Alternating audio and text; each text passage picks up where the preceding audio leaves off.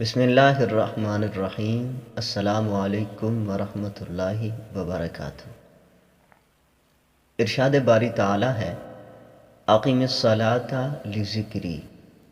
یعنی میری یاد واسطے نماز پڑھا کرو۔ رسول اللہ صلی اللہ تعالی علیہ وسلم نے ارشاد فرمایا کہ بہت سارے لوگ ایسے ہیں کہ جنہاں نوں نماز وچ سوائے رنج اور درماندگی دے کچھ حاصل نہیں ہوندا، کیونکہ وہ صرف جسم دی نماز پڑھتے ہیں اور انہاں دے دل غافل رہندے۔ اور بہت سارے لوگ ایسے ہیں کہ جنہاں دی نماز دا 6واں حصہ یا 10واں حصہ یا کچھ حصہ لکھا جاتا ہے،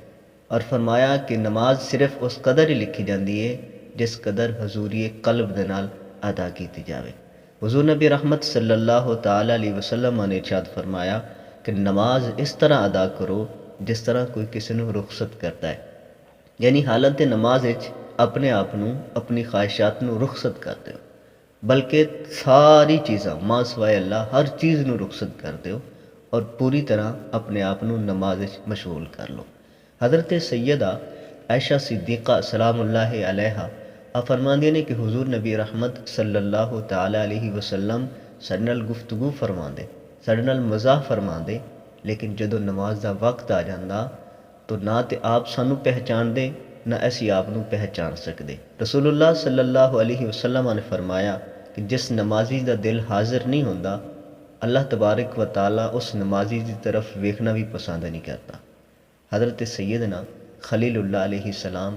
جدوں نماز ادا کردے تو 2 میل تو انہاں دے دل دا جوش سنائی دیندا۔ حضرت سیدنا علی المرتضیٰ رضی اللہ تعالی عنہ آپ جدوں نماز دا ارادہ فرماندے تو آپ دے جسم تے لرزہ طاری ہو جاندہ، رنگ متغیر ہو جاندہ، اور آپ فرماندے کہ اس امانت دے اٹھان دا وقت آ گیا ہے کہ جس امانت نو اٹھان دے 7 زمین و آسمان متحمل نہ ہو سکے۔ حضرت سفیان ثوری رحمۃ اللہ علیہ آپ فرمایا کردے کہ جس دی نماز دے وچ خشوع نہیں ہے اس دی نماز ہی نہیں ہے۔ حضرت حسن بصری رحمۃ اللہ علیہ آپ دا ارشاد گرامی ہے کہ جس دی نماز دے وچ حضوری قلب نہ ہوئے وہ نماز عذاب دے بہت زیادہ نزدیک ہوندی ہے۔ حضرت معاذ بن جبل رضی اللہ تعالی عنہ آپ فرمایا کردے کہ جڑا بندہ نماز ادا کرے اور وہ نماز دے دوران اے ویکھے کہ اس دے سجے کون کھڑا ہے اور کھبے کون کھڑا ہے تو فرماندے کہ اس بندے دی نماز قبول نہیں ہو سکتی۔ الغرض کوئی شخص نماز پڑھدا ہے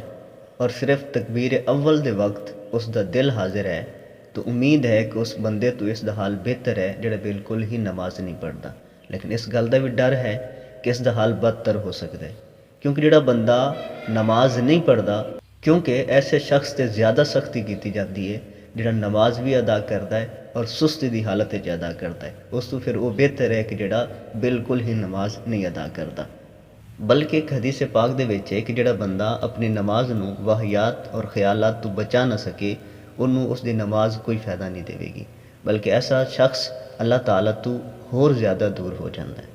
ان ساریاں گلاں تو معلوم یہ ہویا کہ نماز بارو وہی ہے کہ جس دے وچ اول تو لے کے آخر تک دل حاضر رہے۔